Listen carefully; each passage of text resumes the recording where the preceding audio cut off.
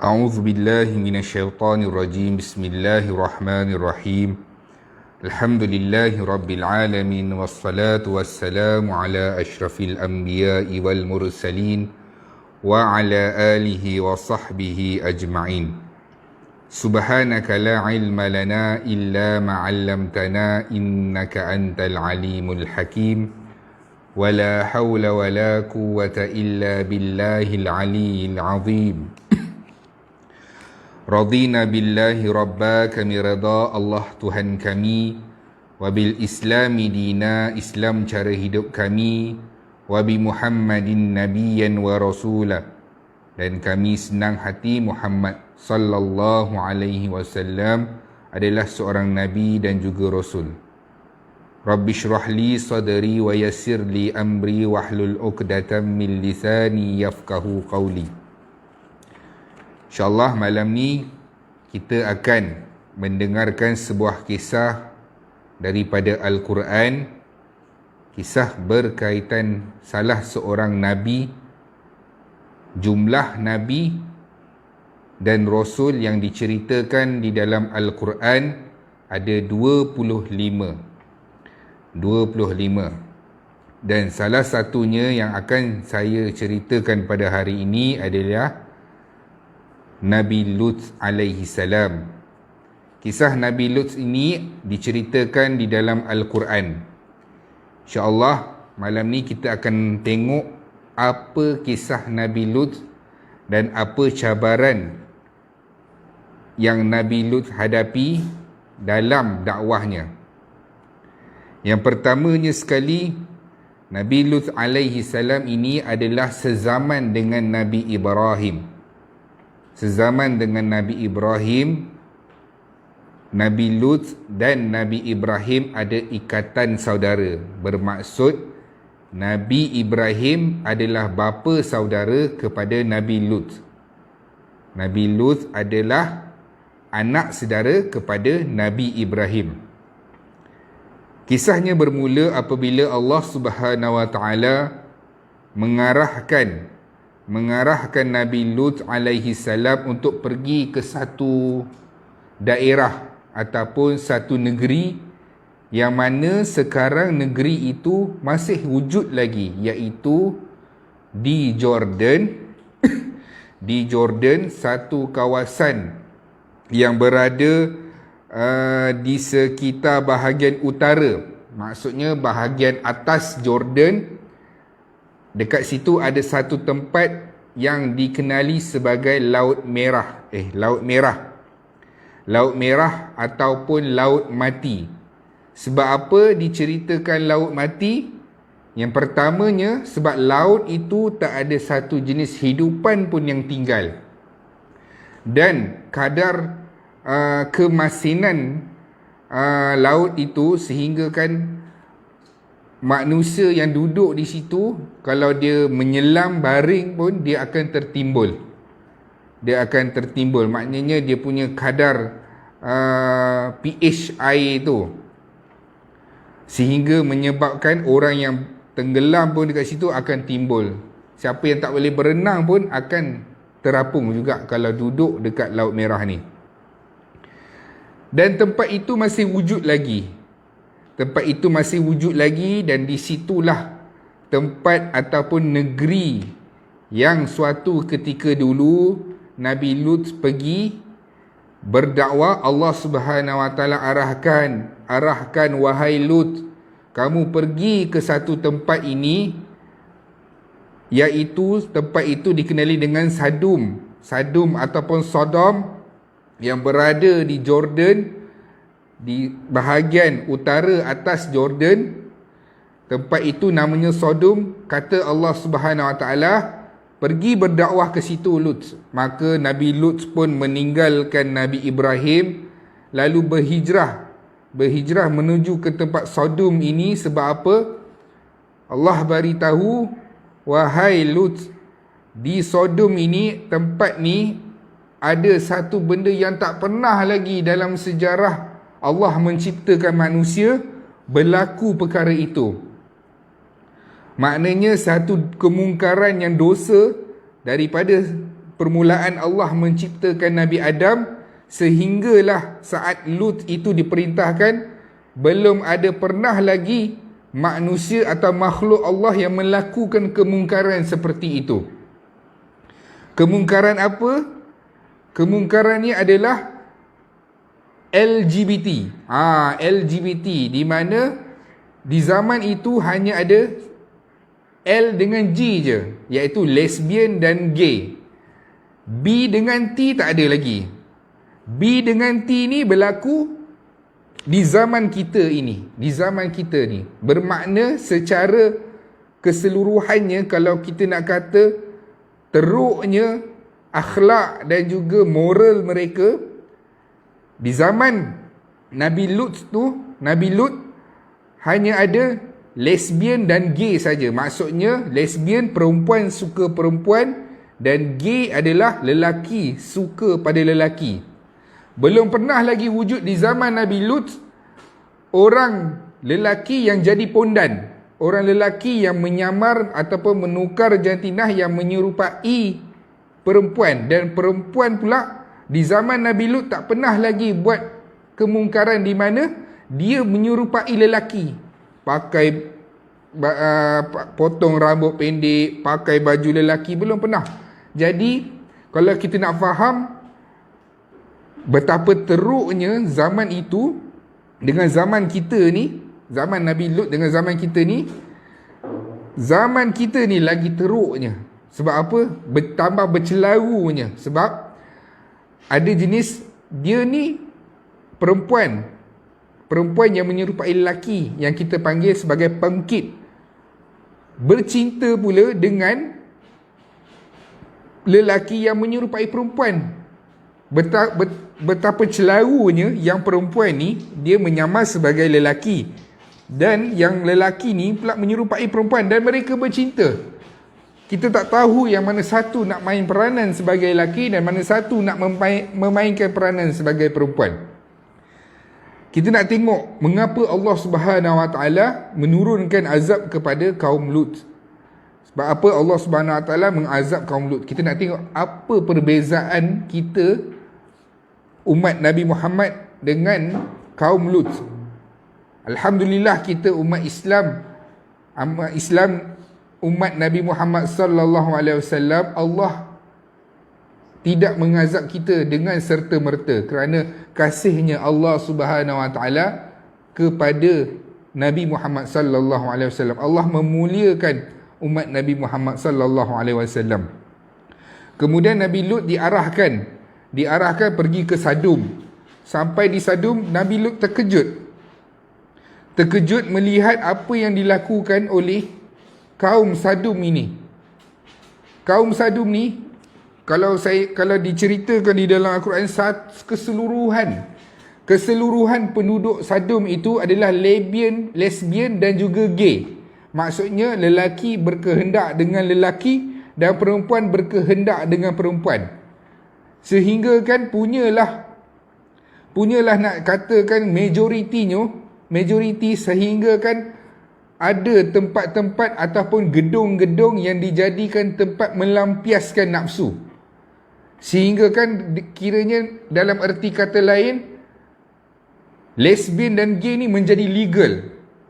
Kiranya negeri Sodom ini menjadikan lesbian dan gay ni sebagai legal. Maknanya mematuhi undang-undang, dibenarkan. Kalau dalam erti kata lain, kita ambil contoh, Robert berkahwin dengan Michael, lelaki dengan lelaki, tak ada masalah. Maksudnya kita menerima kad jemputan, ada majlis perkahwinan, dan mereka pun tak ada apa. Oh, tahniah, bagus. Macam tu nak ceritakan betapa penduduk Sodom ni, dia punya teruknya akhlak dan moralnya yang melanggar fitrah ini sampai macam tu sekali. Sampai Nabi Lut ni pergi dekat kaumnya itu, kaum Sodom ni, berdakwah dalam pertemuan. Kadang-kadang Nabi Lut berjumpa dengan individu, kadang-kadang Nabi Lut berjumpa dengan beberapa kelompok. Tidak berhenti, lailan wa nahara, petang siang dan malam tanpa henti. Nabi Lut ni pergi berjumpa dengan golongan-golongan macam ni. Macam kita dekat Malaysia pun alhamdulillah ada ustaz-ustaz yang buat perkara tu. Seperti Ustaz Abid Liu yang turun berjumpa dengan golongan-golongan ni, duduk meraihkan mereka, cerita tentang Islam, cerita tentang kasih sayang, bahawa mereka ini sebenarnya perlukan bimbingan. Dan apabila Nabi Lut ni berdakwah hari demi hari, kaum Nabi Lut tak menyambutnya dengan baik. Kaum Nabi Lut tak menyambutnya dengan baik, sehingga kan kaum Nabi Lut beri amaran kepada Nabi Lut, wahai Lut, kau jangan lebih-lebih. Kau jangan lebih-lebih, jangan melampau. Kalau engkau melampau lagi, nak sibuk hal kami, kau akan kami usir daripada Sodom ini. Sampai macam tu sekali. Kaum dia ni tak memperdulikan. Nabi Lut tak pernah putus asa berdakwah dan terus berdakwah, menceritakan tentang apa azab yang Allah akan turunkan. Sebab apa? Kesalahan yang kamu buat ni, dosa yang kamu buat ni tak pernah lagi orang buat dan melanggar fitrah alam. Maknanya fitrah alam tu kamu dah langgar. Sepatutnya lelaki mendatangi perempuan dan perempuan mendatangi lelaki, bukannya lelaki dengan lelaki dan perempuan dengan perempuan. Dan punyalah tak malu mereka, sehingga kan gay dan lesbian ni dilakukan di merata-rata. Maksudnya suka pada orang tu dah boleh terus jalan. Berbeza dengan kita yang ada sekarang ini. Apabila Allah Subhanahu Wa Taala tunjukkan kita dekat Malaysia ni, alhamdulillah kurang lagi.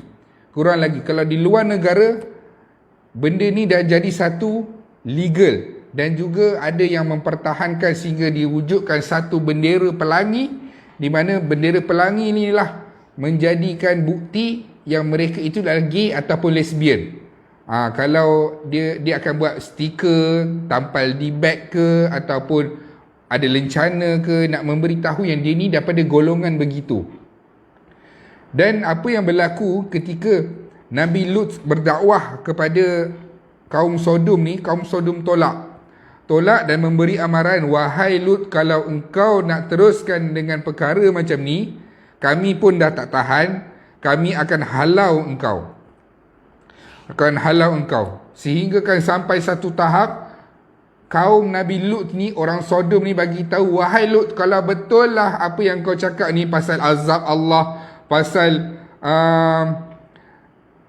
apa yang Allah tak suka ni, azab Allah akan turunkan bala mengazab kami dengan neraka dan menghancurkan kami. Kalau betul lah, turunkanlah azab tu, bagi tahu kepada Tuhan kamu Lut, turunkan azab tu, kami nak tengok betul ke tak. Dicabar. Kita dalam Malaysia ni baru setakat nak mempertahankan hak-hak. Contohnya nak wujudkan tandas,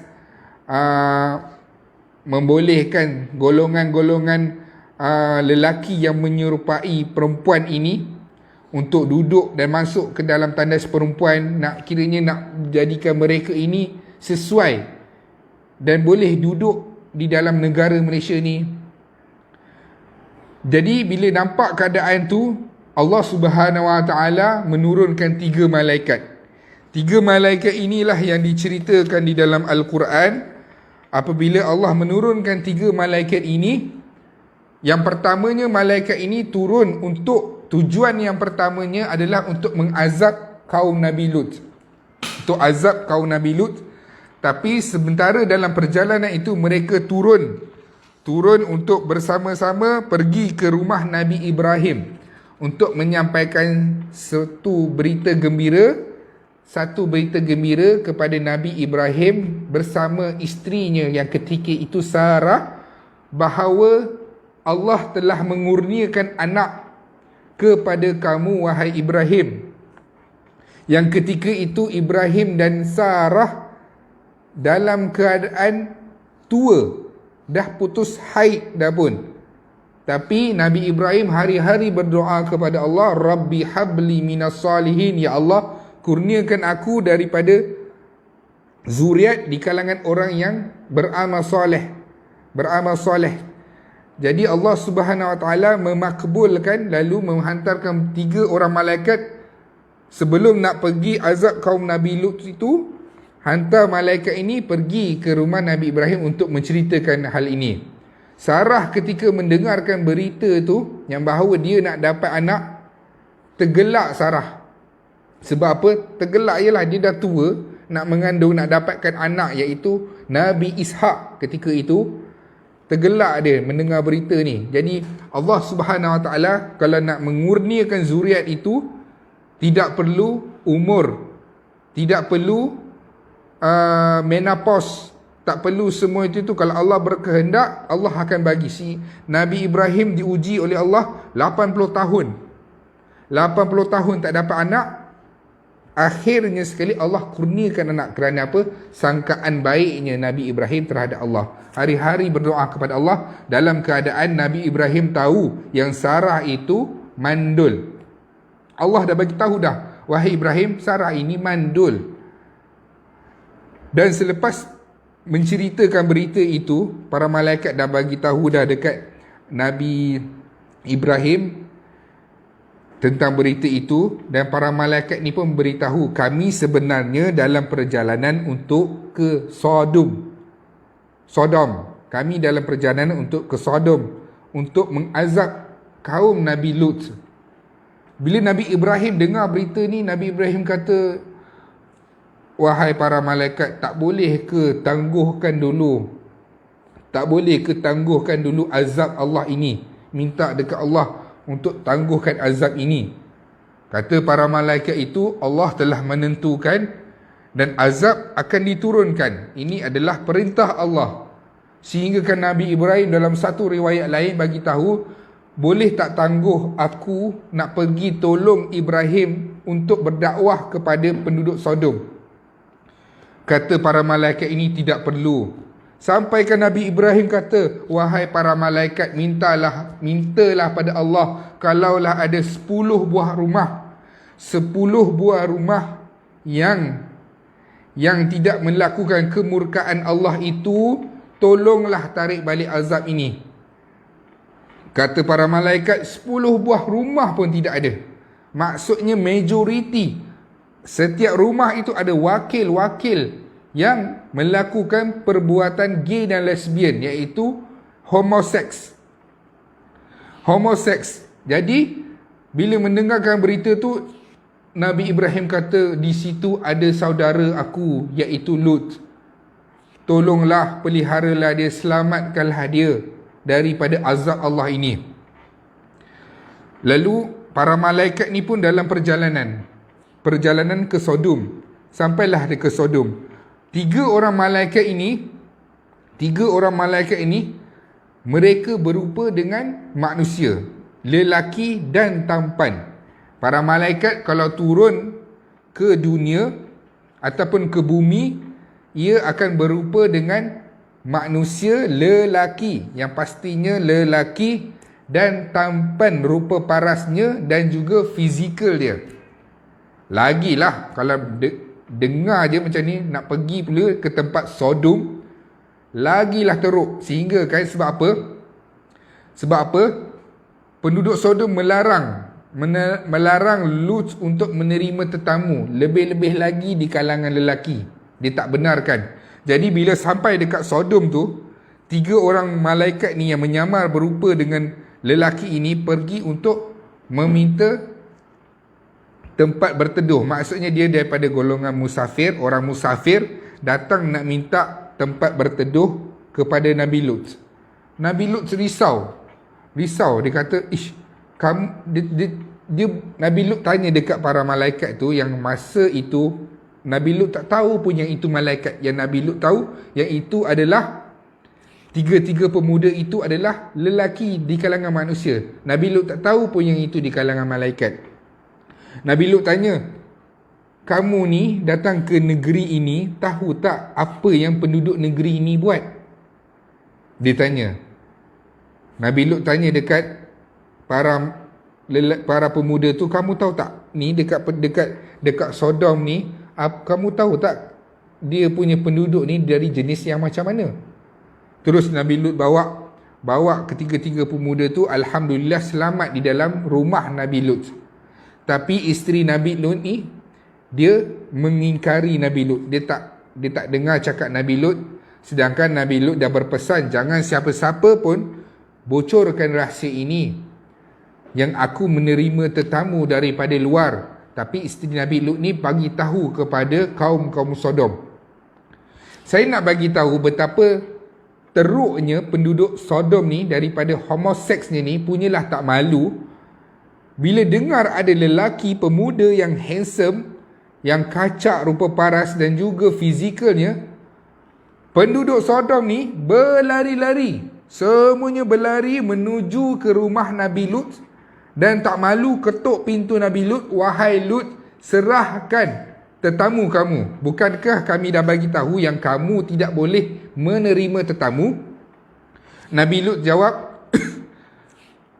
wahai orang-orang Sodom, jangan buat malu aku. Jangan menjatuhkan air muka aku di depan tetamu aku. Jangan buat malu. Pergi kamu dari sini. Dia ketuk pintu kuat-kuat, nak rempuh, nak masuk, punya tak malu. Dia nak rempuh, masuk, nak ambil tiga-tiga pemuda ni, nak rogol. Punyalah tak malu dengan penduduk Sodom ni. Dia nak buat benda yang macam tu. Jadi ketiga-tiga pemuda ni bagi tahu kepada Nabi Lut, wahai Lut, kami ini adalah rasul di kalangan malaikah. Kami ini adalah malaikat pesuruh Allah yang Allah dah beritahu bahawa sudah sampai masanya azab ini diturunkan. Jangan takut, jangan bimbang, mereka tak boleh buat apa-apa. Lalu Nabi Lut pun buka pintu, mereka masuk. Allah Subhanahu Wa Taala mengizinkan para malaikat ini membutakan mata mereka. Maknanya mereka jadi buta. Dia sentuh, buta. Semuanya buta dengan serta-merta. Dalam huru-hara, suasana huru-hara macam tu, mereka menjerit dengan ketakutan. Sebab apa? Mereka buta. Mereka pun balik bersurai. Lalu para malaikat ni bagi tahu kepada Nabi Lut, wahai Lut, sesungguhnya azab Allah dah semakin hampir. Bawalah keluarga kamu dan beberapa orang yang menjadi pengikut kamu untuk keluar daripada Sodom ini, untuk keluar daripada negeri ini. Dan apabila kamu keluar, janganlah sesekali memandang ke belakang. Maksudnya keluar daripada negeri itu atau daerah itu, jangan pandang belakang. Maksudnya terus saja keluar. Sebab apa? Ada ulama menafsirkan, sesungguhnya apabila kita melihat azab Allah ini, dia boleh jadi pingsan. Belum lagi kena azab Allah, melihat azab Allah, melihat hukuman Allah, boleh membuatkan seseorang itu loya, pitam dan pingsan. Sebab itulah para malaikat pesan kepada Nabi Lut, wahai Lut, bila kamu nak keluar nanti, jangan pandang ke belakang. Jangan pandang belakang. Sebab apa? Sebab dikhawatiri apabila kamu melihat azab Allah yang besar ini, yang pedih ini, kamu tidak sanggup menanggungnya. Melihat azab Allah pun dah tak boleh nak tanggung. Takut kamu akan pingsan. Maka apabila subuh ataupun semakin menjelma, keluarlah semua, iaitu Nabi Lut bersama dengan beberapa kaumnya yang mengikut ajaran Nabi Lut. Mereka keluar, kecuali isteri Nabi Lut. Sebab apa? Isteri Nabi Lut ni di kalangan orang yang munafik. Jadi Allah Subhanahu Wa Taala menurunkan azab. Jadi bermulalah para malaikat, 3 orang malaikat ini menurunkan azab. Ada riwayat mengatakan mereka berupa dalam keadaan tubuh yang asal, rupa paras yang sebenar, rupa malaikat. Mereka, ada riwayat yang menyatakan Azab itu bermula dengan bunyi yang bising. Bunyi yang bising, pekikan yang kuat. Kemudian malaikat mencungkil saja. Mencungkil tanah Sodom itu ternaik dan diterbalikkan. Dan ada riwayat memberitahu ada hujan api dan gempa yang kuat menghancurkan dan menimbuskan penduduk Sodom. Dan ada yang menyatakan hujan daripada neraka ataupun batu-batu yang jatuh, yang pastinya Allah Subhanahu Wa Taala dan para malaikat ini yang menjalankan azab Allah telah melenyapkan golongan LGBT ini secara keseluruhannya. Dan Allah Subhanahu Wa Taala nak suruh kita fikir apa yang terjadi di dalam Al-Quran. Al-Quran ni dia menceritakan sesuatu perkara ataupun sesebuah kisah. Allah bagi tahu apa kaum tu buat, apa balasan dia. Sekian. Dan Allah tak akan cerita secara lebih-lebih. Allah nak bagi tahu kita apa kaum ni buat, apa balasan dia. Apa kebaikan orang ni buat, apa balasan dia. Itu yang diceritakan di dalam Al-Quran. Jadi kita manusia ni bila duduk di akhir zaman ni kena banyak berfikir. Afala yaqilun. Allah kata dalam Al-Quran, kamu ni berfikirlah. Bila membaca Al-Quran, ayat-ayat Al-Quran ini, banyakkanlah berfikir apa yang telah Allah jadikan. Dan tempat Sodom tu masih wujud sampai sekarang, di mana satu tempat yang ada binatang pun tidak wujud di kota itu, dan tak ada satu mikroorganisma pun yang ada di dalam Laut Merah itu.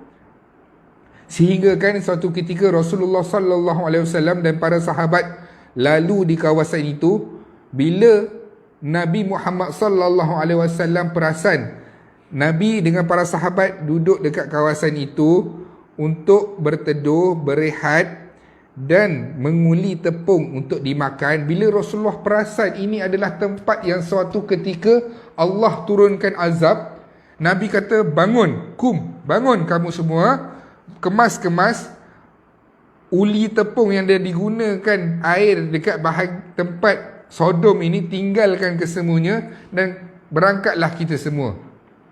Itu cara Rasulullah sallallahu alaihi wasallam.